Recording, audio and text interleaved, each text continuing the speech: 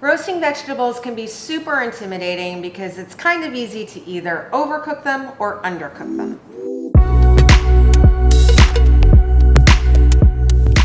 I'm Allie, founder of Haven's Kitchen, and if you know me at all, you know there's nothing I love more than a really great plate of really well-cooked vegetables. There's also nothing I find quite so sad as like gray, kind of like steamy, kind of not crispy veggies. So this video teaches you all of the techniques how to roast, skillet, and air fry vegetables to perfection. So I was a little bit late to the air fryer game, I have to admit, and now I'm a total convert. First of all, obviously, you can make healthier fried vegetables, but also really cool is that because of the way that the heat works in the air fryer, you can load them all in and they're all gonna get crispy. With frying, sometimes you have to be careful not to overcrowd and cool down the oil. With roasting, you really want to give them a lot of space so the heat circulates. But with the air fryer, you can just like put them in and fry away. On our channel, you're going to find a lot of really delicious air fryer recipes, including these two amazing veggie ones. We have crispy Brussels sprouts and crispy garlicky Thai green beans.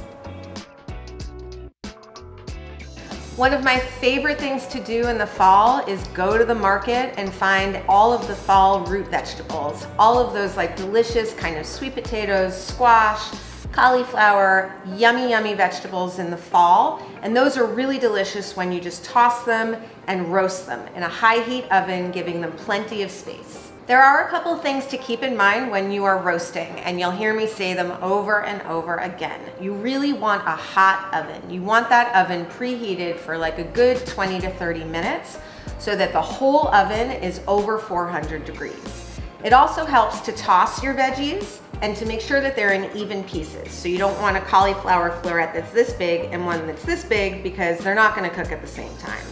Toss them with a good olive oil, a little bit of salt. Use a wrap or parchment paper on your baking sheet just to make sure that that air circulates around the bottom and also to prevent cleanup.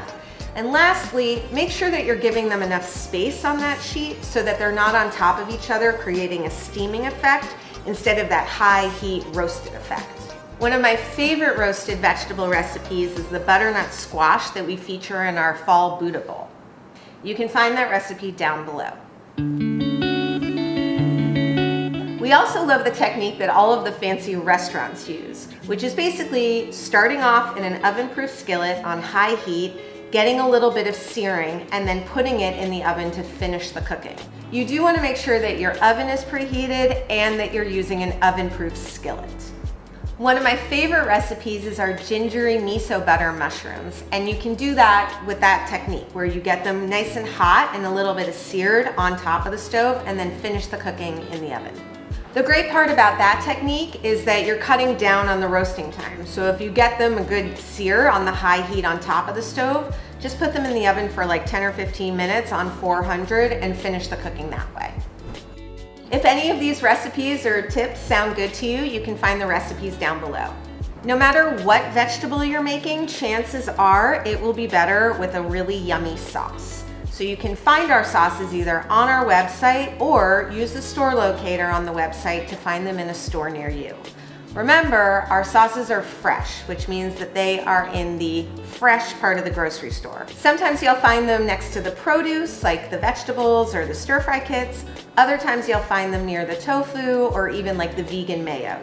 Again, I'm Allie. Thank you so much for watching. If you have any questions about these tips or anything cooking related, definitely leave them in the comments below. We are really excited to answer all of your questions. Don't forget to subscribe to the channel for all of our future tips and tricks and recipes, and don't forget to cook happy.